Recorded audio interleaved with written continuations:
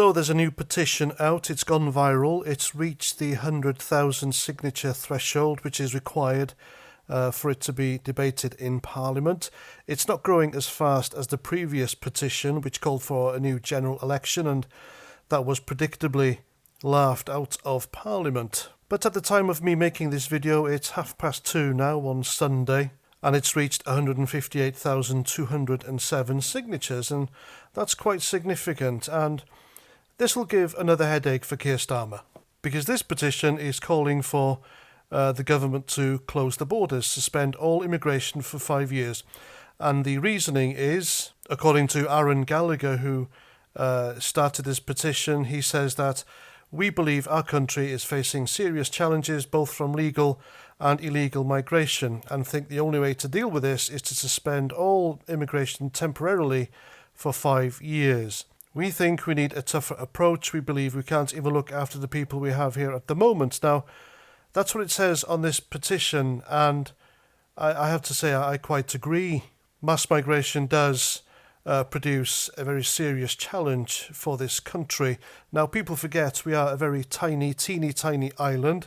Our own population is growing. The infrastructure can barely support those who are here already. And yet still this Labour government under Keir Starmer, they're encouraging more. And they're doing absolutely nothing to stem the tide of illegal migrants crossing the Channel every day from France in their little dinghies, which puts even more pressure on the infrastructure of this country. For example, 400 odd people crossed the Channel on Christmas Day. So much for smashing the gangs. So what sorts of challenges do mass immigration present to the UK? Well, it's a massive economic impact, such as wage suppression. Now, there's a concern that an influx of cheap labour can suppress wages, in particular affecting those in lower paid jobs, because what that does is it increases competition for these positions. Now, this can lead to a decrease in wages, which in turn brings resentment, a housing demand.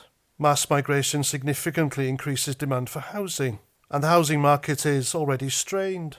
This has led to higher house prices and rents, making it a challenge not just for migrants but for the native population as well, so nobody wins really. Well, apart from a few local councils who are advertising for non-English speakers to apply for social housing. I mean, what's that all about? There's also a conflict between economic growth and per capita GDP. Now, while immigration can contribute to overall GDP growth, if you look at analysis online, it suggests it might not even improve GDP per capita. And that means that economic benefits are not really felt. Some reports online say that mass migration might not deliver the promised economic benefits, and can even contribute to a slowdown in GDP per capita growth. Mass migration even affects social cohesion, because large-scale migration can challenge this, especially when migrants cluster in certain areas. Now, this leads to less integration and with a broader population, which then leads to things like tensions and segregation, and that's not a good thing. Why on earth migrate to this country not to integrate with the native population? It doesn't make sense, does it? Now, the public opinion on migration is divided. There are many surveys saying that a significant portion of the population view migration as too high with regards to levels. And this does indeed have political implication and can influence voters' behaviour and policy making. Migration is a massive hot topic when it comes to politics these days. And it goes without saying, mass migration does put pressure on public services. Now, with more people, there's increased demand on public services like healthcare, education, transport. I've already talked about housing. And governments have never ever provided sufficient infrastructure to match the pace of population growth due to mass migration. In fact, they're encouraging mass migration without doing anything in place to support it. The NHS is on its knees, it's buckling, waiting lists are getting longer. It's getting increasingly harder for parents to find school places for their children. Class sizes are enormous, so children don't really benefit from one-to-one tuition or attention from a teacher. And then there's the criminal justice system. In my previous job, I remember sometimes I'd be involved in multi-hander trials. Now, what multi-hander means is there would be a number of defendants in the dock on trial, And sometimes these would be migrant criminal gangs, and they would claim they wouldn't speak English and they'd all have different languages, which means they all need different translators, which put pressure on the trial, which means the trial prolonged, which in turn means that the cost was higher, so, the British taxpayer paid for it. And interestingly, when these defendants went down to the cells, they spoke perfect English, so make of that what you will. And mass migration does put pressure on the nation's security, because managing background checks and trying to ensure that these people integrate can be complex. And this leads to increased communal tensions and crime rates. Now, interestingly, stellar Reform MP Rupert Lowe, he has frequently asked the Home Office for the numbers regarding migrant crime, and time again they refuse to indulge him. I wonder why. And then there's Brexit. I am convinced that mass migration was a huge factor in people voting for Brexit and the establishment not listening to them. And so we've come to this, and I think it's going to boil over. People are going to be fed up, and God knows where it leads to, but it can't be anywhere good.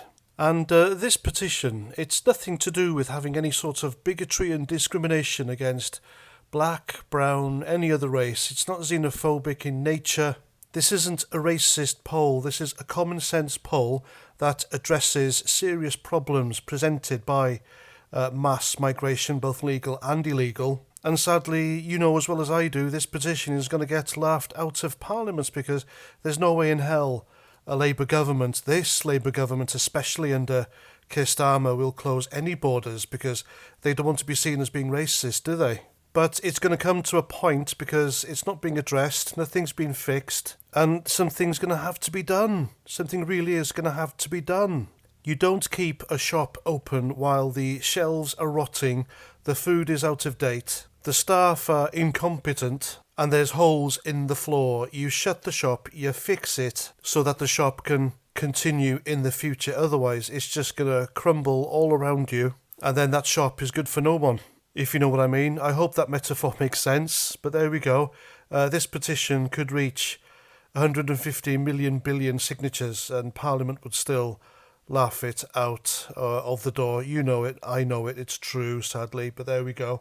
That's the state of the nation at the moment. Migration can bring benefits, but at the moment, the woke establishment, the government, they're not handling it very well. So what's it going to take? I wonder.